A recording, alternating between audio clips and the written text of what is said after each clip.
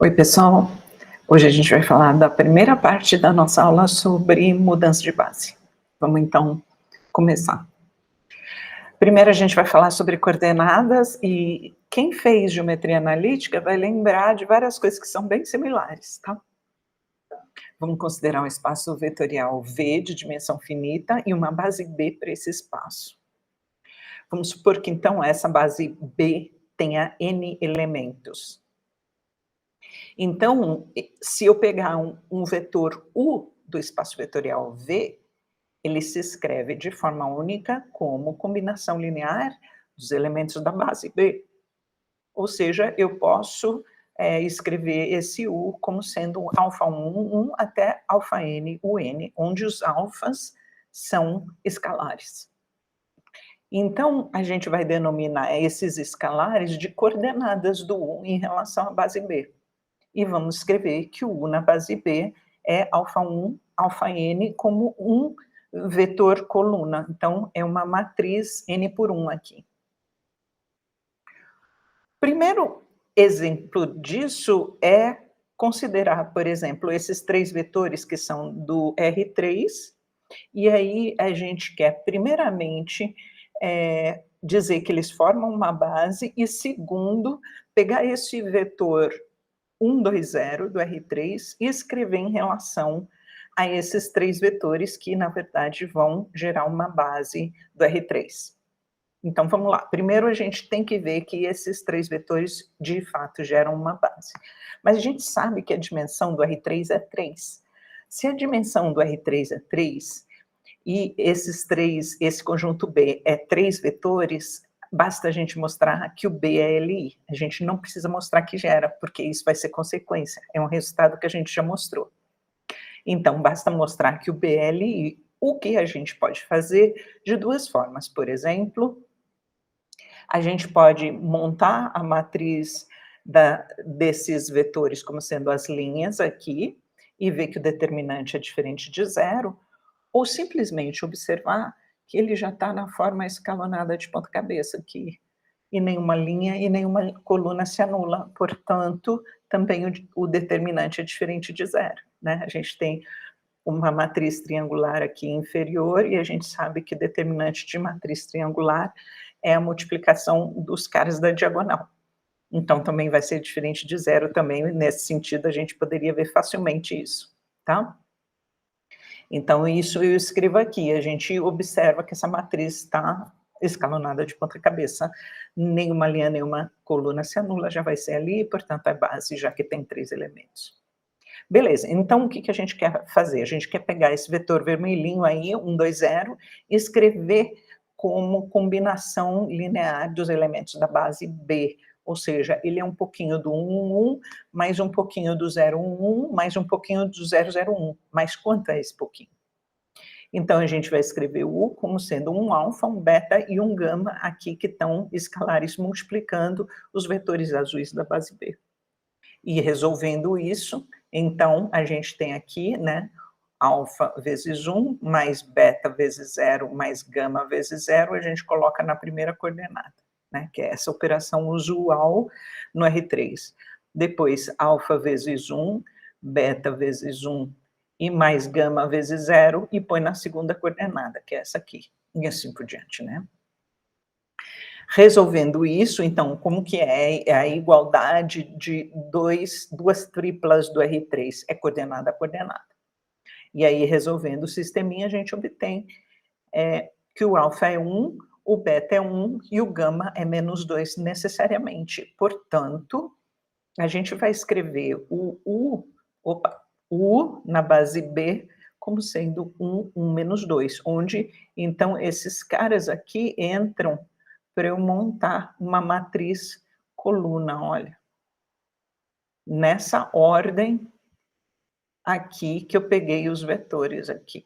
Então, o alfa em relação a esse primeiro aqui, o beta em relação a esse segundo aqui, e o gama em relação a esse terceiro aqui.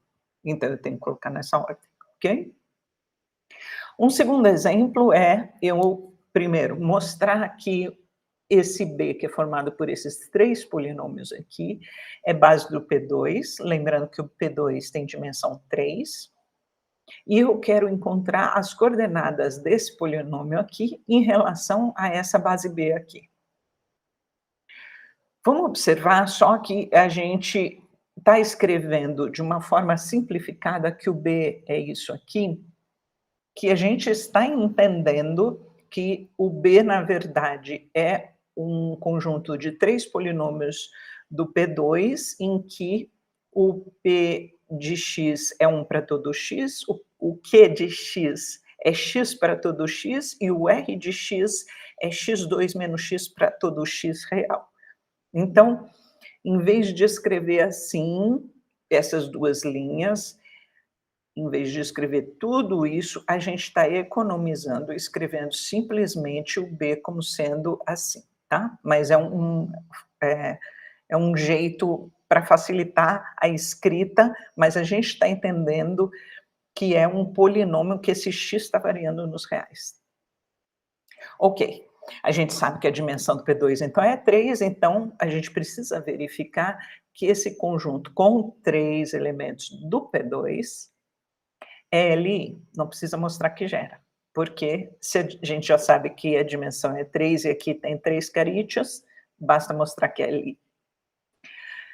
Se a gente pegar a matriz dos coeficientes aqui desses 3 polinômios, a gente vai ver aqui, olha, em relação ao x elevado a 0, é 1, em relação ao x elevado a 1, 0, e em relação ao x elevado a 2, aqui,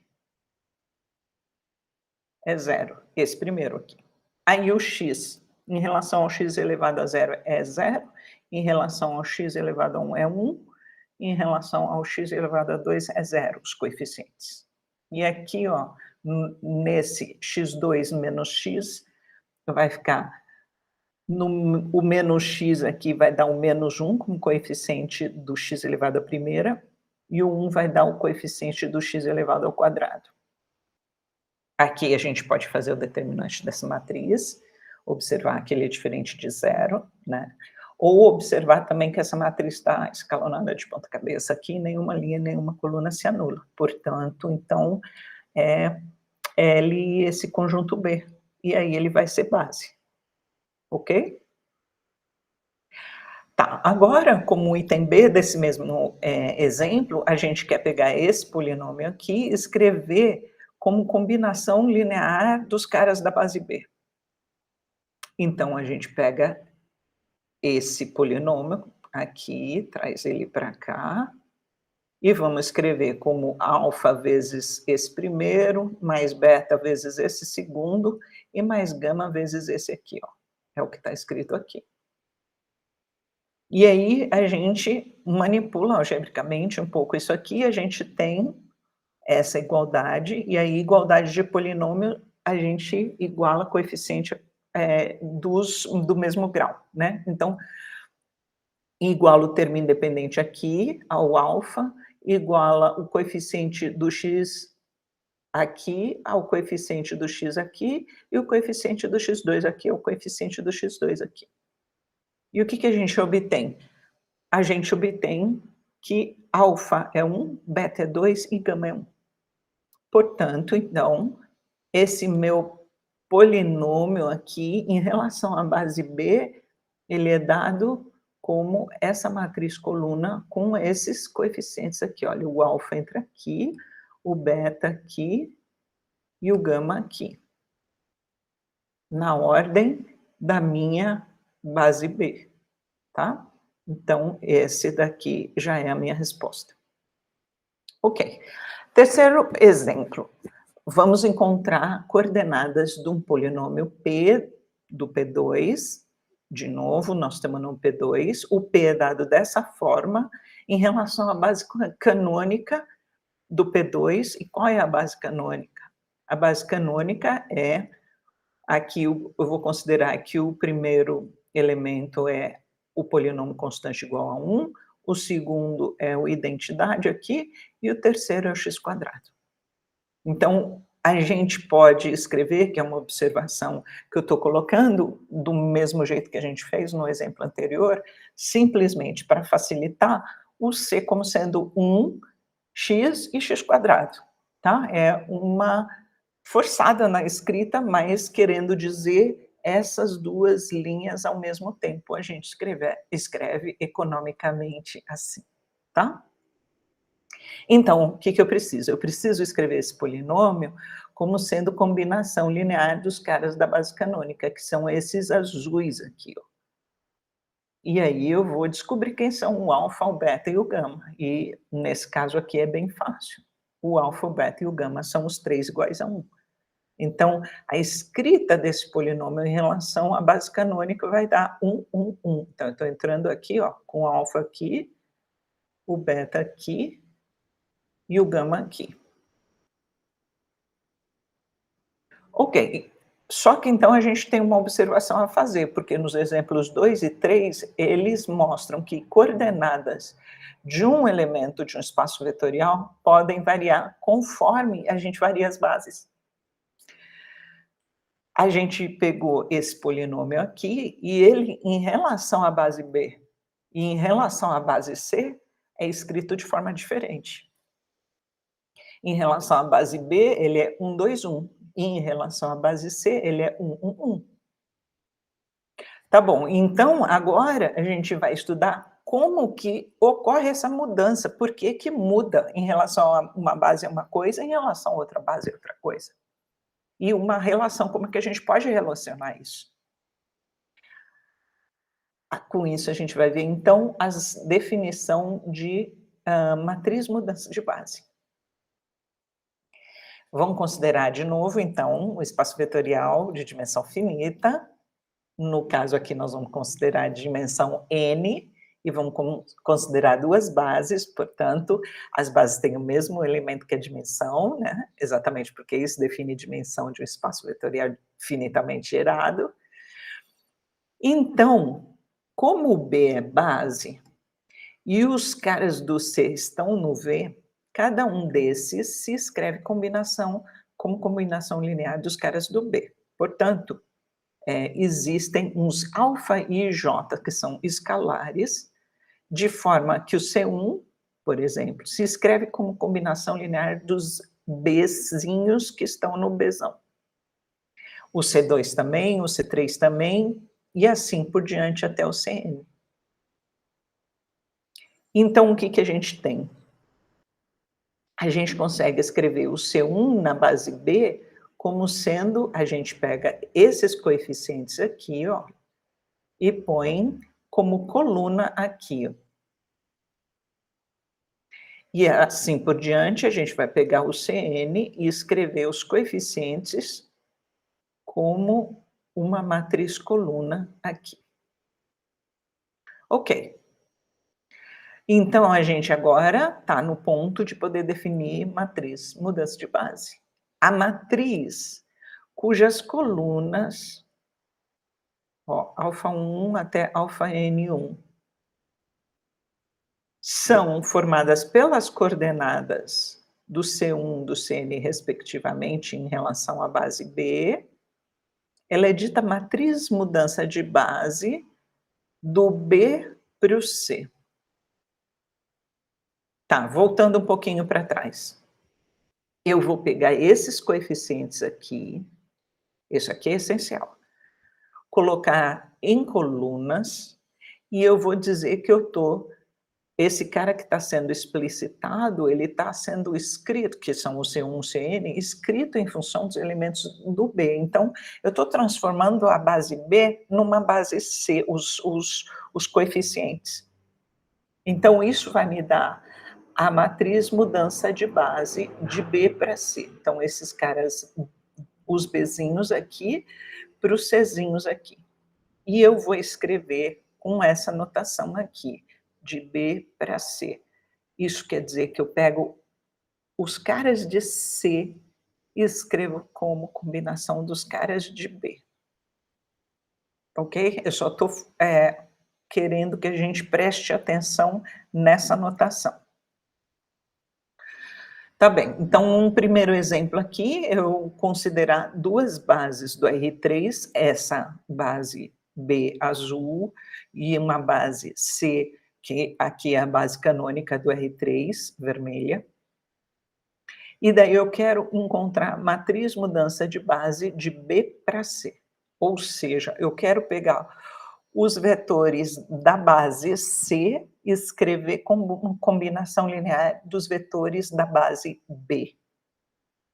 Então, vou pegar o primeiro da base C, eu vou querer escrever como combinação linear dos azuis.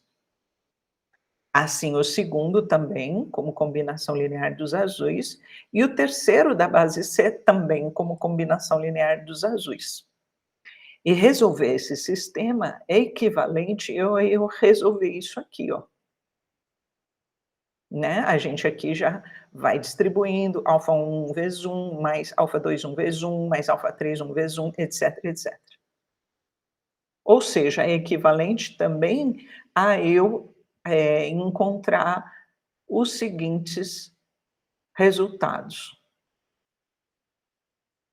E daí, então, eu posso montar a minha matriz mudança de base, como sendo, vou colocar essa turma aqui do primeiro vetor em pé, como uma coluna, esse pessoal aqui também em pé como uma coluna, na ordem que eles estão apresentados, e a mesma coisa para o laranja. Então, essa daqui é a minha matriz mudança de base do B para o C, onde eu estou escrevendo os caras do C em relação aos caras do B. Proposição. Sejam B e C duas bases de um espaço vetorial de dimensão finita.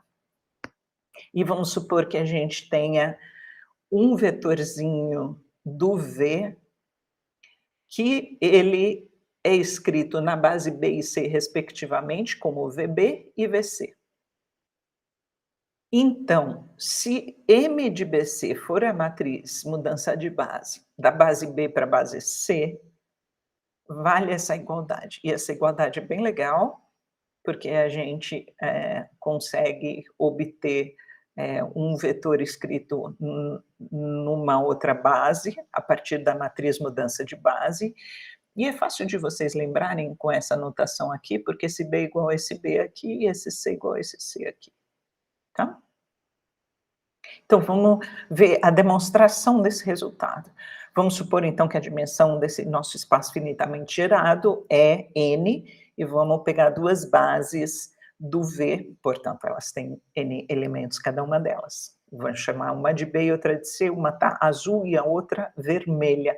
Vou escrever o V na base B como sendo x1, xn.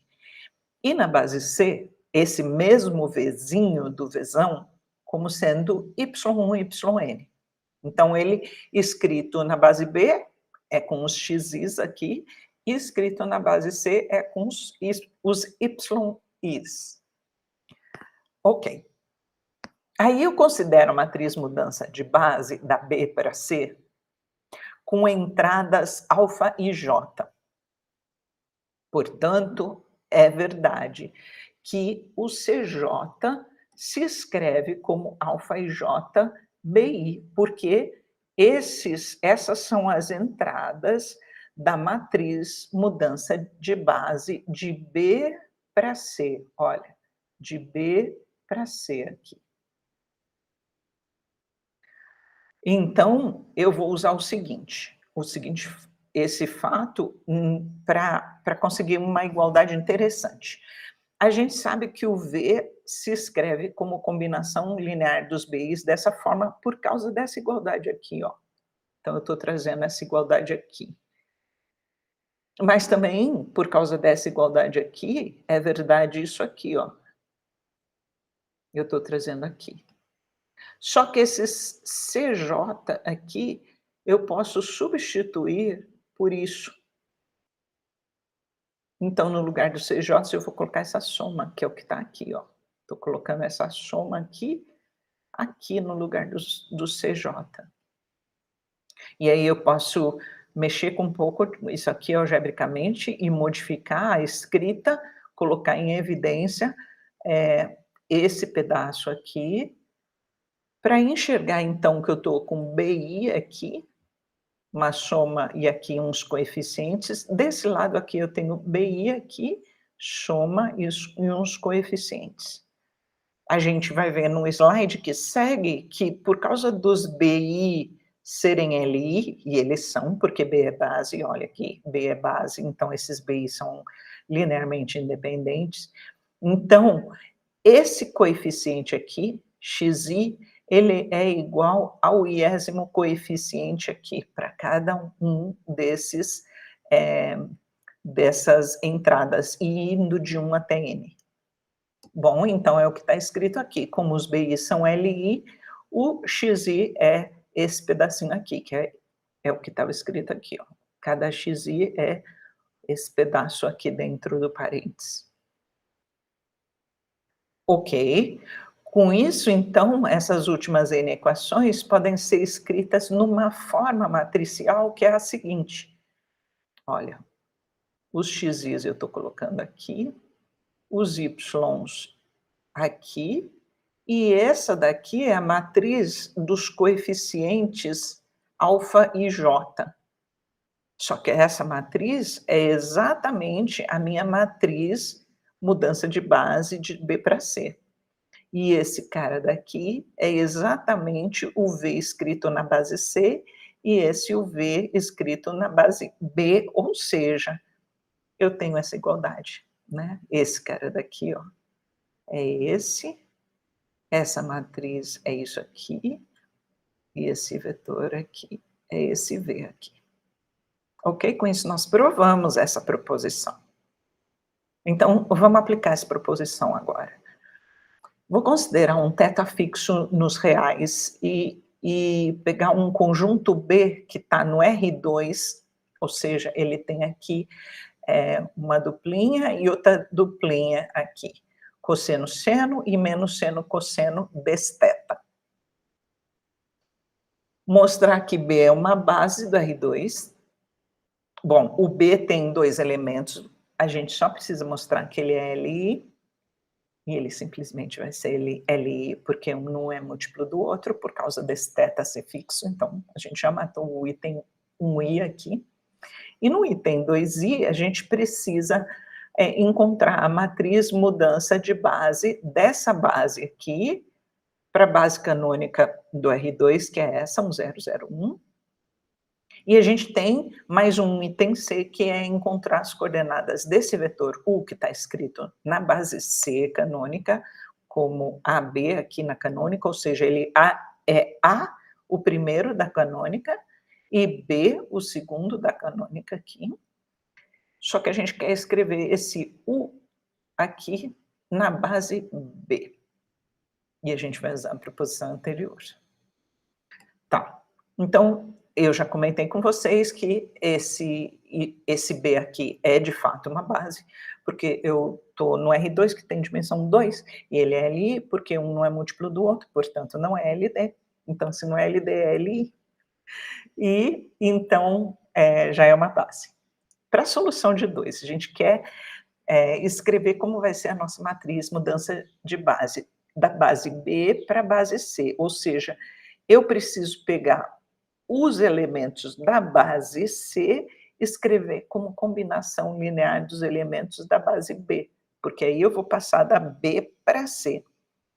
Vou supor que as entradas dessa matriz são alfa e jota. Então, 1, 0, 0 é alfa 1, e vezes esse primeiro vetor aqui do B, e depois alfa 2, 1 vezes o segundo vetor do B, nessa ordem. E analogamente por 0, 1 aqui. O que vai implicar, então, agora a gente mexendo um pouco aqui, fazendo alfa 1 vezes o cosseno mais alfa 2, 1 vezes o menos seno, e colocando aqui na primeira coordenada, e analogamente para o outro. Com isso, então, o que a gente tem? Dessas equações, a gente obtém os valores dos alfa e jota, e consegue colocar esses caras aqui como vetores coluna da nossa matriz aqui, ó. Eles entram entra como coluna, assim. Esse aqui entra como coluna aqui. Essa é a nossa matriz mudança de base de B para C. Por último, como item 3, a gente quer pegar esse Uzinho, que está escrito na base canônica com coeficientes Azinho e Bzinho, a gente quer escrever na base B. A base B é aquela que tem seno e cosseno de θ, tá? Só que então, em vez de escrever na marra e resolver um sistema, a gente pode simplesmente aplicar essa igualdade da proposição, porque fica mais fácil. Então, o que que a gente vai fazer? A gente já achou essa matriz e a gente sabe que esse Uzinho na base C é o AB, como coluna. Então, vai ficar aqui, olha, a matriz, a gente traz ela para cá, o Uzinho na base C, ele é o AB, com isso a gente faz essa conta de multiplicação por matrizes, vai dar esse resultado. Tudo bem? Com isso a gente termina essa aula, gente. Espero que vocês tenham entendido e na próxima aula a gente vê mais propriedades de mudança de base e mais exercícios. Tchau.